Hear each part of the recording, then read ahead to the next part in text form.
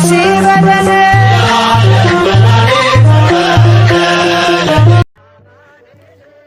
ልዑል ተወለደ። ሰላም ለእናንተ ይሁን ውድ የዩቲዩብ ተከታታዮች፣ እንኳን ለጌታችን ለመድኃኒታችን ለኢየሱስ ክርስቶስ የልደት መታሰቢያ በዓል አደረሳችሁ አደረሰን። ዛሬ የምንመለከተው የተስፋ ሁሉ ፍጻሜ ስለሆነው ስለ ዓለም ሁሉ ቤዛ፣ ስለ ተስፋው መፍሰስ እና ስለ ድንቅ ልደቱ ነው። ከ2000 ዓመታት በፊት በቤተልሔም ውስጥ ዓለምን ለዘላለም የቀየረ ታሪክ ብርሃን በራ። ነቢያት አስቀድሞ የተናገሩለት፣ መላእክት በዝማሬ ያበሰሩት የጌታችን የኢየሱስ ክርስቶስ ልደት ታሪክ ምን ይመስል ነበረ? ከገብርኤል ብስራት እስከ ሰብአ ሰገል ጉዞ ይህንን ታላቅ ታሪክ አብረን እስኪ እንመልከት። ከዛሬ 2000 ዓመት በፊት አንድ ታሪክ ተከሰተ። ጭልጭል በሚሉ ኮከብ ብርሃን የታጀበ ከዝምታ በተሞላ ምሽት ታሪክ በሁለት ተከፈለ። ድንግል ማርያምና ዮሴፍ የእንግዳ ማረፊያ በከብቶች በረት ውስጥ ሲያርፍ የሰላም ንጉሥ ተወለደ። የታሪክ ተራ የልደት ታሪክ ሳይሆን የእግዚአብሔር ለሰው ልጅ ያለውን ጥልቅ ፍቅር መገለጫ ነው። ዛሬ የሰው ልጅ ሁሉ መድኃኒት የሆነ የእሱ ልደት ታሪክን በዝርዝር እንመለከታለን። ከቤት በረት እስከ ምስራቅ ኮከብ፣ ከእረኞች ደስታ እስከ ሰብአ ሰገል ስጦታ ድረስ ያለውን ድንቅ ጉዞ አብረን እናያለን። እስከ መጨረሻው አብራችሁ ይቆዩ። ልዑል ተወለደ። የጌታችን የኢየሱስ ክርስቶስ ስምን የመወለድ ታሪክ የምናገኘው በሉቃስ ወንጌል ምዕራፍ 1 ቁጥር 26 ጀምሮ ሲሆን በስድስተኛው ወር እግዚአብሔር መልአኩ ገብርኤልን በገሊላ ወደምትገኘው ወደ ናዝሬት ከተማ ላከው ይለናል። የተላከው ከዳዊት ዘር ለሆነ ዮሴፍ ለሚባል ሰው ወደ ታጨች ወደ አንድ ድንግል ነበር። የድንግሊቱ ስም ማርያም ነበር። መልአኩም እርሷ ወዳለችበት ገብቶ ደስ ይበልሽ፣ ጸጋን የተመላሽ ሆይ ጌታ ከአንቺ ጋር ነው፣ አንቺ ከሴቶች መካከል የተባረክሽ ነሽ አላት። ማርያም በንግግሩ እጅግ በጣም ደነግጣ ይህ ምን አይነት ሰላምታ ይሆን እያለች ነገሩን ታብሰለስል ጀመር።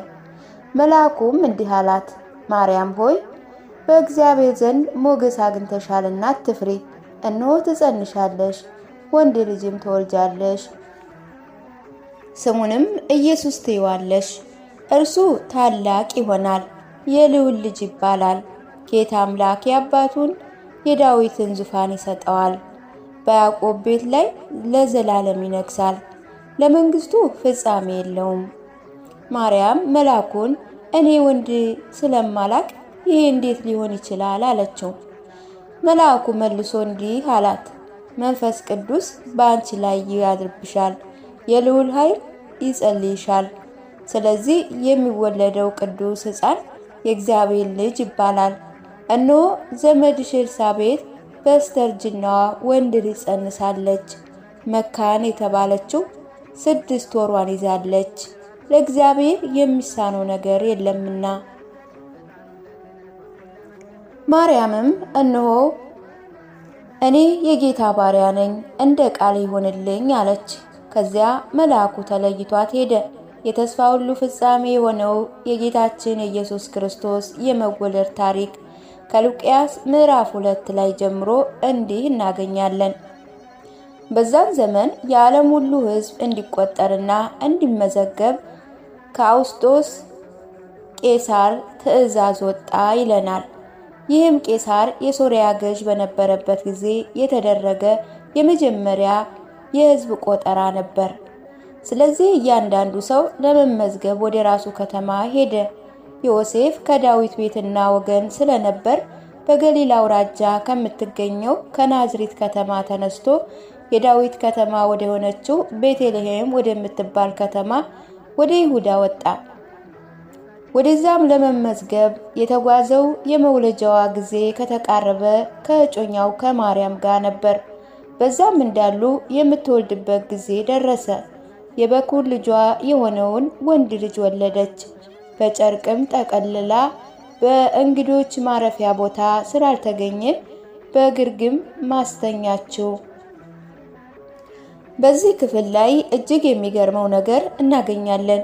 የዓለም ሁሉ ጌታና ቤዛ የሆነ የሰማይና የምድር ንጉሥ የሆነ ሁሉን ዓለማትን የፈጠረ በውስጡ ያሉትን ሁሉ የፈጠረ ንጉሥ እነሆ ማረፊያ ቦታ ሲያጣ እንመለከታለን። ይህም ለኛ ሲል ዝቅ ያለውን የጌታችን የኢየሱስ ክርስቶስን ፍቅር እንመለከታለን። ለኔና ለናንተ ሲል በበረት መወለድን መረጠ። በማይመች ስፍራ ማደርን መረጠ። በዛም አገር በሌሊት መንጋዎች ሲጠበቁ በሜዳ የሚያወሩ እረኞች ነበሩ። የጌታ መላእክትም ድንገት መጥቶ በአጠገባቸው ቆሙ። የጌታ ክብር በዙሪያቸው አበራ፣ ታላቅ ፍርሃት ያዛቸው ይለናል። መልአኩ ግን እንዲህ አላቸው፣ አትፍሩ፣ ለሕዝብ ሁሉ የሚሆን ታላቅ ደስታ ምስራች አምጥቼላችኋለሁና። በዚህ ቦታ ላይ እግዚአብሔር አምላክ የምስራችን ለእረኞች ሲነግር እንሰማለን። ምክንያቱም በወቅቱ ባለሀብቶች፣ ባለጸጎች የሚሰሙበት ልቦና አልነበራቸውም። እግዚአብሔርን ያዳምጥ የተገባቸው ግን በማይመችና በቁር በብርድ የተኙ እረኞች ነበሩ። እግዚአብሔር የምስራቹን ወዳልተጠበቁ ሰዎች ይዞ ሲመጣ እንመለከታለን። የኢየሱስ ክርስቶስ ታሪክ የዝቅታ ታሪክ ነው። ዝቅ ብሎ በበረት የተወለደው እነሆ ዳግም የመጀመሪያ የምስራች ዝቅ ወዳለ የማህበረሰብ ክፍሎች ሲያመጣ እንመለከታለን። እኔና እናንተ በዚህ ዘመን የተሰበረ ልብን ዝቅ ያለ መንፈስ ያስፈልገናል። ጌታችን ኢየሱስ ክርስቶስ ለመስማት የዓለምን መድኃኒት ለመቀበል ልባችንን ዝቅ ማድረግ ይጠበቅብናል። መልአክ ለሰዎች እንደዚህ አላቸው፣ ዛሬ በዳዊት ከተማ መድኃኒት ተወልዶላችኋልና እርሱም ጌታ ነው። ይህ ምልክት ይሆናችሁ፣ ሕፃን ልጅ በጨርቅ ተጠቅልሎ በግርግም ተኝቶ ታገኙታላችሁ አላቸው። ድንገትም ብዙ የሰማይ ሰራዊት ከመልአክ ጋር ታዩ። እግዚአብሔርን እያመሰገኑ እንዲህ አሉ፣ ክብር ለእግዚአብሔር፣ ባሪያም ሰላም እርሱ ለሚወዳቸው ሰዎች በምድር ይሁን። መላእክቱ ከእርሱ ተለይተው ወደ ሰማይ ከወጡ በኋላ እረኞች ጌታ የገለጠልን የሆነውን ነገር እንድናይ ወደ ቤቴል ተባባሉ። እነርሱም ፈጥነው ሄዱ። ማርያምና ዮሴፍ ሕፃኑን በግርግም ተኝተው አገኙ። ካዩ በኋላ ስለ ሕፃኑ የተገለጠውን ሁሉ አወሩላቸው። ይህንንም የሰሙ እረኞች በነገሯቸው ጊዜ ተደነቁ። ማርያም ግን ይህን ሁሉ በልቧ ታሰላስለው ወይም ትጠብቀው ነበረ። እረኞቹም ሁሉን ነገር እንደተነገረ ሆኖ በማግኘታቸው ስለሰሙትና ስላዩት ሁሉ እግዚአብሔርን እያከበሩ እያመሰገኑ ተመለሱ። በዚህም በጌታ በኢየሱስ ክርስቶስ የመወለድ ታሪክ ጊዜ እነሆ የምናገኘው አንድ አስደናቂ ነገር አለ። ሰብአ ሰገል ወይም የከዋክብትን ምስጢር የሚመረምሩ ጠቢባኖች ናቸው። ይህ ማለት ኮከብ ቆጣሪ እንደሚባለው በዛ ዘመን ማለት ነው። እነዚህ ሰብአ ሰገሎች የበዓላም ወገን እንደሆኑ የእግዚአብሔር ቃል ይነግረናል። ምክንያቱም በለዓም እስራኤልን ለመርገም በሄደ ጊዜ አንድ ትንቢት ተናግሮ ነበር። በለዓም ከይሁዳ ነገድ የሚወጣውን የነጋቱን ኮከብ የሆነውን የናዝሬቱ ኢየሱስን ከሩቅ እንደተመለከተ በክፍሉ ላይ ማንበብ እንችላለን። እዚህ ሰዎችም የተመራመሩ ይህንንም ኮከብ ነበር። ይሄ ኮከብ ለነሱ ሲገለጥላቸው እንመለከታለን። እነዚህ ጠቢባን ይህን የተነገረውን ትንቢት ተከትለው ገጽ በረቅ የሚመጡበትን ክፍል እዚህ ላይ እናያለን። በንጉሥ በሄሮድስ ዘመን ኢየሱስ በቤተልሔም ይሁዳ ከተወለደ በኋላ ጠቢባን ከምስራቅ ወደ ኢየሩሳሌም መጥተው የተወለደ የአይሁድ ንጉሥ ወዴት ነው? በምስራቅ ኮከብን አይተናል፣ ልንሰግድለት መተናል ሲሉ ጠየቁ።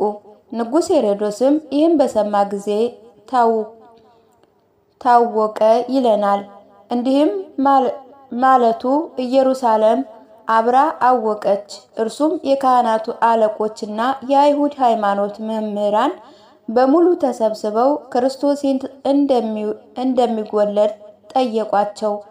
እነርሱም በይሁዳ ቤተልሔም ነቢይ እንዲህ ብሎ ጽፏል አሉ። በይሁዳ ምድር የምትገኝ አንቺ ቤተልሔም ከሌሎች የይሁዳ ገዢዎች በምንም አታንሽም፣ የሕዝቤ የእስራኤል ጠባቂ ሆነው ካንቺ ይወጣልና የሚለውን የትንቢት መጽሐፍ ገለጡ። ከዛም ሄሮድስ ጠቢባኑን በሚስጥር አስጠርቶ በማነጋገር ኮከብ የሚታይበትን ትክክለኛውን ጊዜ ተረዳ። ጠቢባኑም ወደ ቤተም ልኮ ሂዱና ሕፃኑን ፈልጉ፣ እኔም ደግሞ እጄ እንድሰግድለት እንዳገኛችሁት ወደ እኔ ተመልሳችሁ የት እንዳለ ንገሩኝ አላቸው። ይህ ማለቱ ሄሮድስ ንጉሥ መወለዱ አንድ ያስደነገጠው ጉዳይ ነበር። ምክንያቱም የስልጣን ጉዳይ እንዲነግሩ የፈለገው ለሕፃኑ ለመስገድ ሳይሆን የተወለደውን ንጉሥ ለመግደል አስቦ ነበረ። ጠቢባኑ ንጉሥ ያለውን ከሰሙ በኋላ ጉዟቸውን ቀጠሉ። ይህ በምስራቅ ያዩ ኮከብ እየመራቸው ሕፃኑ እስካለበት ድረስ ወሰዳቸው። ኮከቡንም ሲያዩት ከመጠን በላይ ተደሰቱ። ወደ ቤትም በገቡ ጊዜ ሕፃኑን ከእናቱ ከማርያም ጋር አዩት። ተንበርክከውም ሰገዱለት። ሳጥናቸውንም ከፍተው ወርቅ፣ ዕጣን፣ ከርቤ ያቀረቡለት። እዚህ ስጦታዎች ለንጉሥ ለካህንና ለነቢይ የሚቀርቡ ስጦታዎች ናቸው። ጌታችን ኢየሱስ ክርስቶስም ሦስቱን ማለት ንጉሥ ካህንና ነቢይ ሆኖ በዚህ መልኩ ምድር ላይ ተገልጧል። እግዚአብሔር ወደ ሄሮድስ እንዳይመለሱ በሕልም ባስጠነቀቃቸው መሰረት መንገድ አስቀይረው ወደ ሀገራቸው ተመለሱ ይለናል። ጠቢባኑ ከሄዱ በኋላ የጌታ መልአክ ለዮሴፍም ተገልጦ ተነስ፣ የምትመለስበት ጊዜ እስካውቅ ድረስ ሕፃኑንና እናቱን ይዘ ወደ ግብፅ በመሸሽ በዚያ ቆይ፣ ሄሮድስ ሕፃኑን ሊገለው ይሻልና አለው። ስለዚህም ዮሴፍ ተነሳ፣ ሕፃኑንና እናቱን ይዞ በሌሊትም ወደ ግብፅ ሄደ። በዛ ሄሮድስ እስከ ሞተበት ጊዜ ድረስ ኖሩ። በዚህም ልጄን ከግብፅ ምድር ጠራሁት በማለት እግዚአብሔር በነቢይ አንደበት የተናገረው ቃል ተፈጸመ። ሄሮድስ ጠቢባኑን እንዳታለሉት በተረዳ ጊዜ በጣም ተናደደ። ከጠቢባኑ በተነገረው መሰረት ዕድሜያቸው 2 ዓመትና ከዛ በታች የሆኑትን የቤተልሔምን የአካባቢ መንደሮች ወንድ ልጆች ሁሉ ልኮ አስገደለ። በዚህም በነቢዩ በኤርምያስ እንዲህ ተብሎ የተነገረው ተፈጸመ። ለቅሶና የታላቅ ዋይታ ድምፅ በራማ ተሰማ። ራሔል ስለ ልጆቿ አለቀሰች፣ መጽናናት አልቻለችምና ልጆቿ ሁሉ አልቀዋልና የሚል። ሄሮድስ ከሞተ በኋላ የጌታችን መልአክ ለዮሴፍ በሕልም ተገልጦ ተነስ፣ ሕፃኑንና እናቱን ይዘ ወደ እስራኤል ምድር ተመለስ፣ ሕፃኑን ለመግደል የሚሻው ሙቷልና አለው። ዮሴፍም ተነስቶ ሕፃኑንና እናቱን በመያዝ ወደ እስራኤል ምድር ተመለሰ። ነገር ግን በአርክያዎስ በአባቱ በሄሮድስ ቦታ በይሁዳ መንግስት በሰማ ጊዜ ወደዛ መሄድን ፈራ። ጌታ በሕልም ስላስጠነቀቀው ወደ ገሊላ አውራጃ ሄደ። ናዝሬትም ወደምትባል ከተማ ሄዶ መኖር ጀመረ። በዚያም በነቢይ ናዝራዊ ይባላል ተብሎ የተነገረው ትንቢት ተፈጸመ። የናዝሬቱ ኢየሱስ ክርስቶስ የሚለውንም ስያሜ ያገኘው ከዚሁ መነሻ ነው። ውድ የዩቲዩብ ተከታታዮች የጌታችን ኢየሱስ ክርስቶስ ገና ደስታችን ገና ደስታችን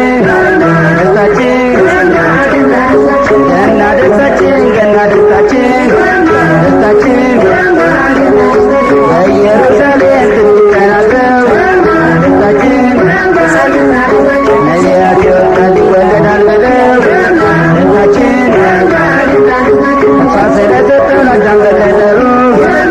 አምላካችን